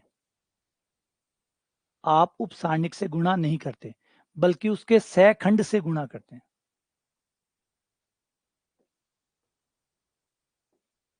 विस्तार में उप सारणिक काम नहीं आती, बल्कि सहखंड काम आता है, लेकिन सहखंड को बनाने के लिए उप सारणिक की जरूरत पड़ती है, तो इसलिए उप सारणिक भी जरूरी है और सहखंड भी जरूरी है। देखो आपने क्या किया, सबसे पहले आप क्या करते हैं, पहला अवयव लेते हैं, उसके आगे चिन्ह लगाते हैं प्लस। प्लस क्यों लगाया आपने, इसका मतलब आप ये प्लस वाला चिन्ह भी लेंगे और ये उपसारणिक भी लेंगे, है ना, प्लस का चिन्ह भी लेंगे और उपसारणिक भी लेंगे। तो चिन्ह भी ले रहे हैं और उपसारणिक भी ले रहे हैं, जब दोनों ले रहे हैं तो इसका मतलब आप क्या ले रहे हैं, उपसारणिक या सहखंड, आप सहखंड ले रहे हैं। तो ये हुआ A11 प्लस, दूसरे अवयव में भी आपने यही किया, चिन्ह लिया और इसकी उपसारणिक ली, यानी A12 और उसका सहखंड लिया, A13 उसका सहखंड। तो इसका मतलब आप जब सारणी का मान निकालते हैं, समझो इस बात को, कि जब आप सारणी का मान निकालते हैं तो आप अवयव लेते हैं और उसका सहखंड लेते हैं, ना कि उपसारणिक। अगर उपसारणिक लेते तो ये प्लस माइनस के चिन्ह कहां से आए, इसका मतलब चिन्ह का भी महत्व रखते हैं आप, प्लस माइनस प्लस इन चिन्ह का भी ध्यान रखते हैं। तो आप जब सारणिक को खोलते हैं तो अवयव के साथ अवयव का चिन्ह और उसकी उपसारणिक दोनों लेते हैं, और इन दोनों का ही तो नाम सहखंड है, फिर दो क्यों बोल रहे हो, सीधा सहखंड ही बोल दो। चिन्ह भी बोल रहे हो, उपसारणिक भी बोल रहे हो, तो सीधा सहखंड बोल दो, एक ही बात है। बात समझ में आई नहीं आई है, आप चाहो तो उपसारणिक से कर सकते हो, उपसारणिक से भी कर सकते हो, चिन्ह बाद में दे देना, चिन्ह पहले अलग से दे दो, ये लो A11 उपसारणिक, A12 का चिन्ह माइनस का उपसारणिक, ये लो, फिर आपको चिन्ह अपनी आपकी जिम्मेदारी हो जाएगी, चिन्ह लगाना आपकी जिम्मेदारी हो जाएगी, कर लो कोई बात नहीं।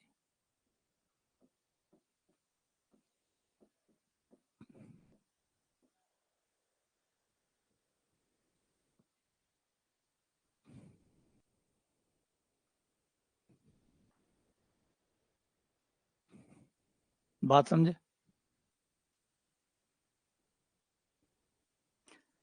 बात समझे, अगर आप सहखंड बोलते हैं तो आपको बहुत आसान हो जाएगा बोलना, सहखंड बोलोगे तो आपको सिर्फ ये बोलना पड़ेगा, किसी सारणी का मान उस पंक्ति के अवयव और सहखंड के गुणनफल के योग के बराबर होता है, अवयव गुणा सहखंड, करते जाओ जोड़ते जाओ, ये सारणी का मान होता है।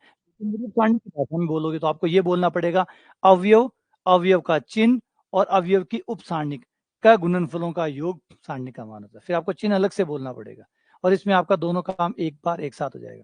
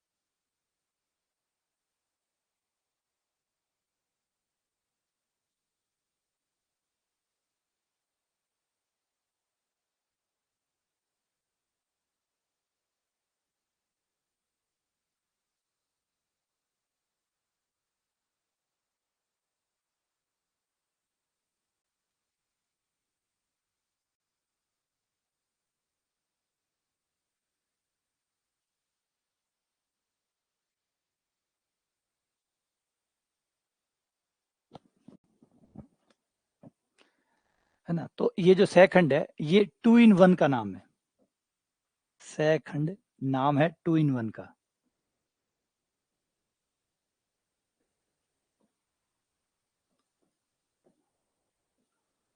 दो चीजें एक साथ, ये आपका चिन्ह भी कवर करता है अपने अंदर, चिन्ह को भी समाहित करता है और उपसारणिक को भी समाहित करता है, दोनों चीजों को अपने अंदर समाहित कर लेता है। तो हमें आज का जमाना भी यही है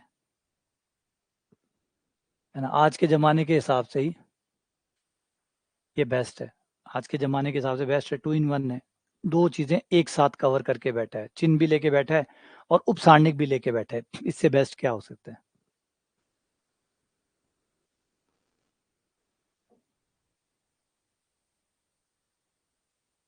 आ जाओ, 2 सारणिकों का गुणनफल। अगर आपको 2 सारणिकों का गुणनफल करना पड़े, सारणिकों में एक कमाल की बात ये हो रहा है, इसकी गुणा आप चाहे जैसे करो। हाँ, आप इसकी गुणा कैसे ही करो, ये बड़ा ही कमाल है।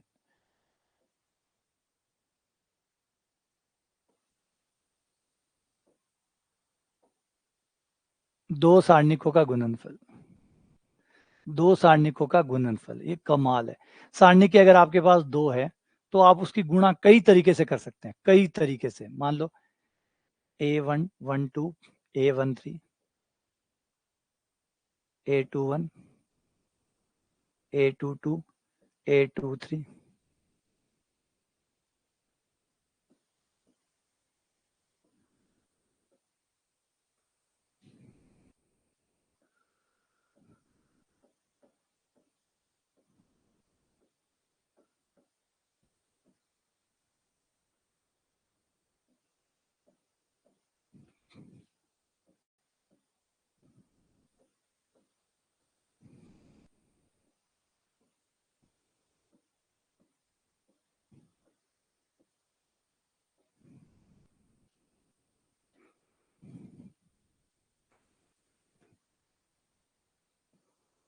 ये रहा।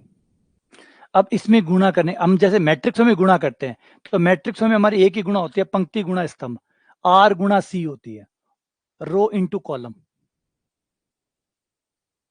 एक ही गुणा होती है कि आप रो की गुणा कॉलम से करेंगे, रो इंटू कॉलम। लेकिन सारणिकों में कमाल की बात यह है कि इसमें आप 4 गुणा कर सकते हैं, 4 गुणा। पंक्ति से पंक्ति करिए, डन, चलेगा। आर गुणा आर करिए, पंक्ति से पंक्ति गुणा करिए, पंक्ति से स्तंभ करिए, स्तंभ से पंक्ति करिए, और स्तंभ से स्तंभ करिए। और बोला गुणा करनी को नहीं, तो एक काम करो, इस सारणी का मान निकालो, कितना है, मान लो K1, इसका कितना है K2। दोनों का मान निकाल के नॉर्मल वाली गुणा कर लो, दोनों का मान निकाल कर जो नॉर्मल वाली गुणा है वो कर लो। ये लो, ये भी सही है। 4-5 प्रकार से आप कर सकते हो, और पांचों ही प्रकार से आपको एक ही चीज मिलेगी, कोई फर्क नहीं पड़ेगा। ये 5 प्रकार अलाउड करता है आपको। आप रो से रो गुणा कर लो, जैसे मैट्रिक्स में करते हो ना आप, रो से रो, कि ये फर्स्ट रो, फर्स्ट रो को फर्स्ट रो से गुणा कर दिया, जैसे आप मैट्रिक्सों में करते हैं। रो से कॉलम करते हैं, यहाँ रो से रो कर दो। फर्स्ट रो से फर्स्ट रो, फर्स्ट रो से सेकंड रो, फर्स्ट रो से थर्ड रो, सेकंड रो से फर्स्ट रो, सेकंड रो से सेकंड रो, सेकंड रो से थर्ड रो। आप रो से रो गुणा कर लो।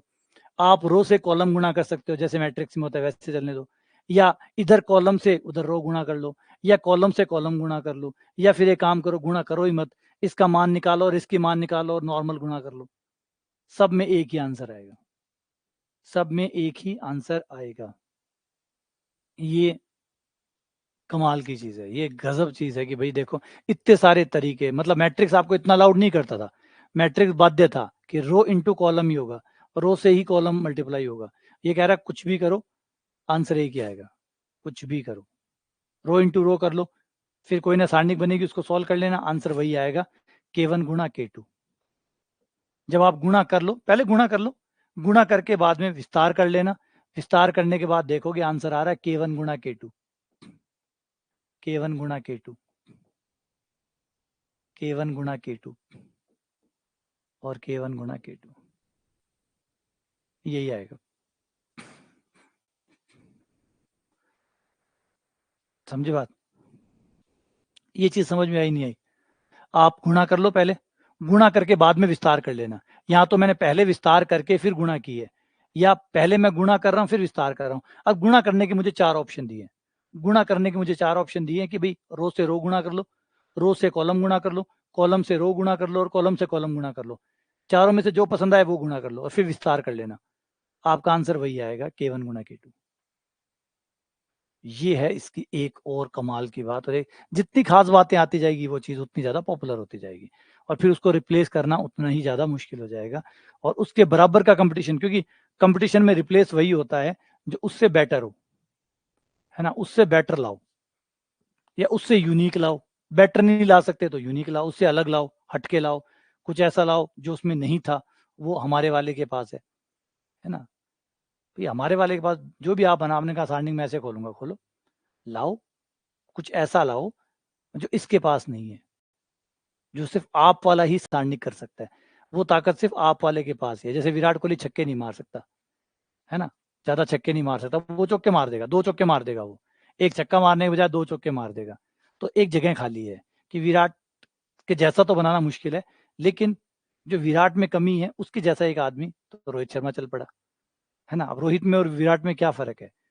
दोनों में फ़र्क ये है कि रोहित की अलग बैटिंग है, वो छक्के मारेगा, वो 6 से रन बनाने की कोशिश करेगा, वो 4 से बनाने की कोशिश करेगा, तो दोनों एक साथ चल पड़े, क्योंकि दोनों एक-दूसरे को कम्पीट नहीं कर रहे हैं। दोनों एक-दूसरे को कम्पीट नहीं कर रहे हैं, दोनों एक-दूसरे को पूरक है। जिसको छक्के पसंद है, वो रोहित का फ़ैन है, जिसको टाइमिंग पसंद है, जम के कंसिस्टेंसी पसंद है, वो विराट का फ़ैन है। हो गया ना? दोनों बैलेंस हो गए। ये होता है, फिर अब अल्टरनेट हो गया। आ जाओ, आगे बात पे चलते हैं। अब है सारणिकों का अवकलन और समाकलन। अगर किसी सारणिक का अवकलन करना पड़ जाए या समाकलन करना पड़ जाए तो क्या करेंगे? किसी सारणिक का अवकलन करने के लिए आपको यूँ समझना होगा कि सारणिक की जितनी पंक्ति हैं, हर पंक्ति अलग-अलग है और एक बार में आपको सिर्फ़ एक ही पंक्ति का अवकलन या समाकलन आप कर सकते हो। एक बार में सिर्फ़ एक पंक्ति का, एक बार में सिर्फ़ एक पंक्ति का। बाकी 2 पंक्तियों को आपको एक बार छोड़ना होगा, जैसे गुणा में आप करते हो। मान लो ये आपका A B X C x.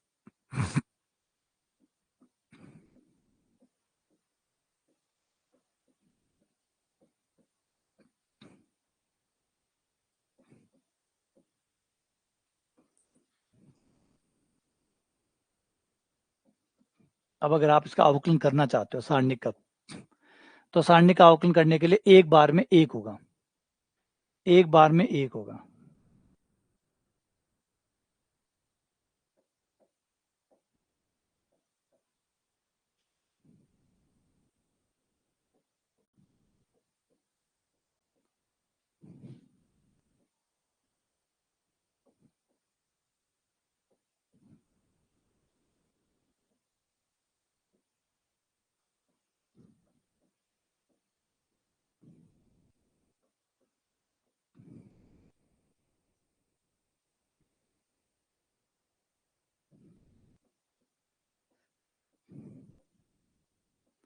ये पहली पंक्ति का,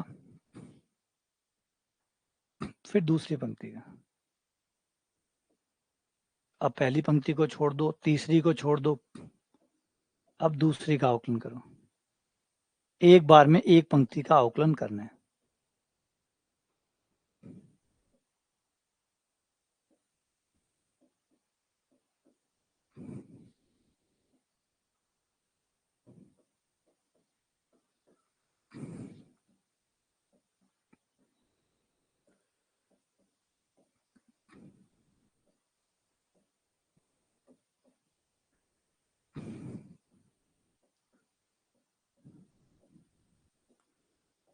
अब तीसरी पंक्ति का।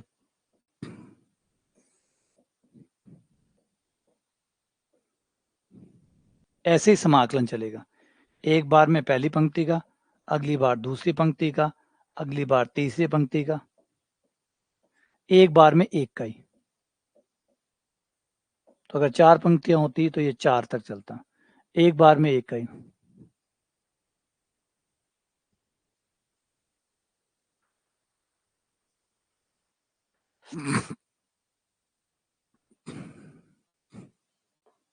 ये आपका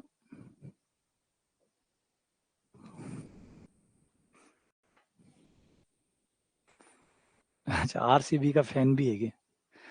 आरसीबी के भी फैन है क्या? कमाल है।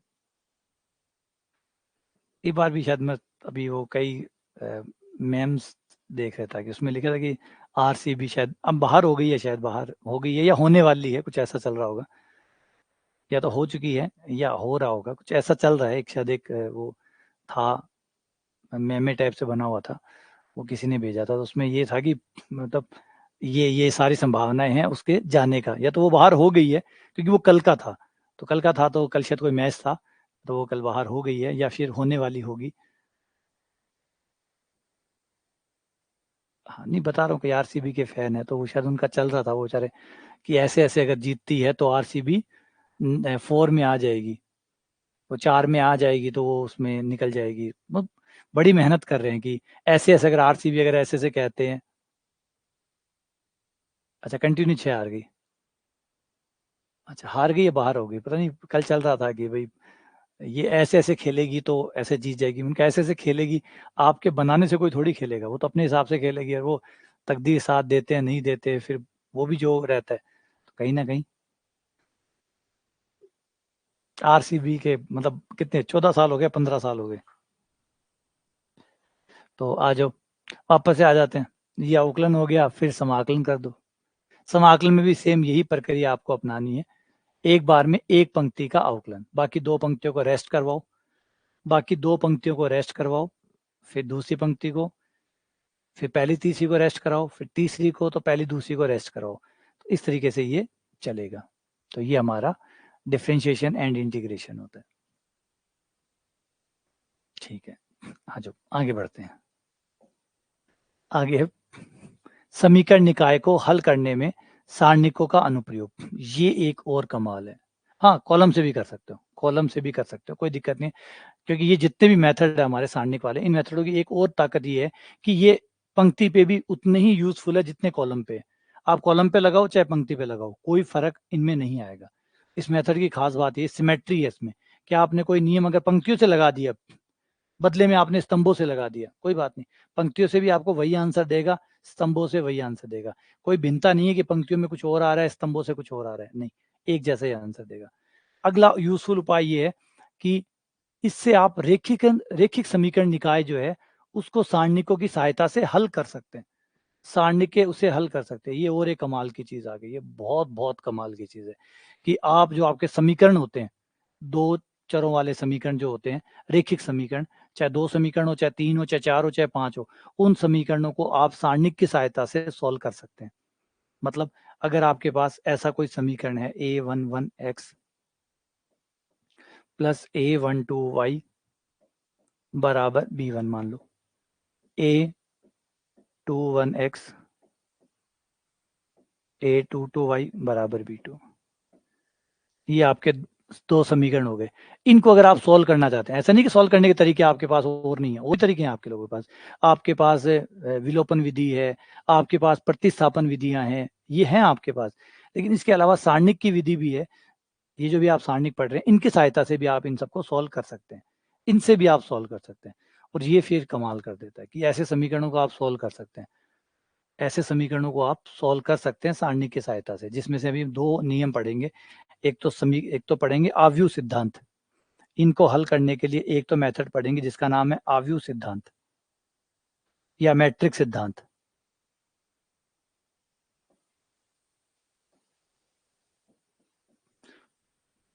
मैट्रिक्स ने आव्यूह बोला तो अजीब ही लगे। अच्छा, मैट्रिक्स सिद्धांत बोल दो, कोई दिक्कत नहीं है, सिद्धांत हिंदी में बोल दो, मैट्रिक्स इंग्लिश में बोल दो, क्योंकि लगता है मैट्रिक्स हिंदी का नाम है ना। इतना मैट्रिक्स का वर्ड, कई कई वर्ड हम भूल ही गए कि वो हिंदी के है या इंग्लिश के, जैसे बस है, हम भूल ही गए कि बस इंग्लिश का वर्ड है या हिंदी का वर्ड है ना। कई वर्ड इतने ज्यादा हमारे अंदर ओत पोत हो गए हैं, इस तरीके से यूज आने लग गए हैं कि हम ये भूल ही गए हैं कि वो वर्ड हिंदी के हैं या इंग्लिश के। यार देखो बस को देखो, अब बस का वर्ड है, कई बार सोचना पड़ता है कि हिंदी का है या इंग्लिश का है, पता चला कि यार ये तो अब अडेप्ट हो चुका है, इतना अडॉप्ट हो चुका है कि शायद ही कोई बस को हिंदी में क्या बोलते होंगे किसी को नहीं पता होगा, या कोई बोलता भी होगा बस का हिंदी का जो नाम है कोई बोलता भी होगा, चाहे वो अनपढ़ ही क्यों ना हो, चाहे वो एकदम अनपढ़ ही क्यों ना हो, कोई लगता है कि वो बस को कुछ और नाम से पुकारता होगा, तो बस, अब हमें लगता है कि बस ही हिंदी है, इंग्लिश का वर्ड है ही नहीं, ये हिंदी का वर्ड है। तो ऐसे ही आव्यू शब्द है वो अजीब है, मैट्रिक्स ऐसा लगता है कि यही है, इसकी हिंदी भी यही है, इसी को इंग्लिश है ही नहीं। हाँ, मूड को ले लो, तो इंग्लिश के बहुत सारे शब्द जो हैं वो एकदम हमारे ओत पोत हो गए हैं।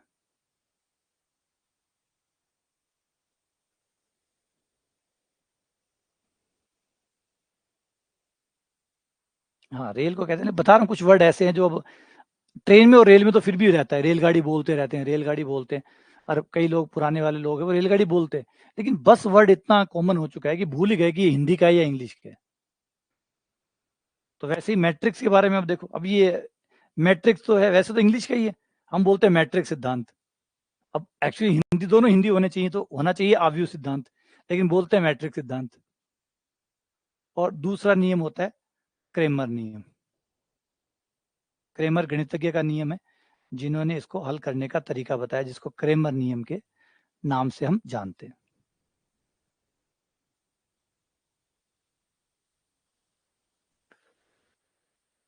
तो वही तो बता रहा हूँ, आव्यू वर्ड इतना अजीब हो गया कि लगता ही नहीं कि मतलब मैट्रिक्स ही कॉमन है, मैट्रिक्स ही बोलो, उसको मैट्रिक्स ही समझ में आएगी, आव्यू किसी को समझ में भी कम आएगी।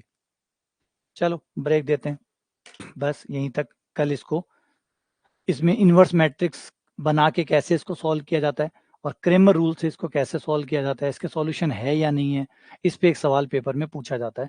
इसके ऊपर कल काम करेंगे, इस पे कल का लेक्चर इसी को डेडिकेट करेंगे, और इस पे काम करेंगे कि कैसे समीकरण को सॉल्व किया जाता है। ठीक है, चलिए मिलते हैं आप लोगों से दोबारा अगले क्लास में, फिर मिलते हैं, क्लासेस पे क्लासेस है।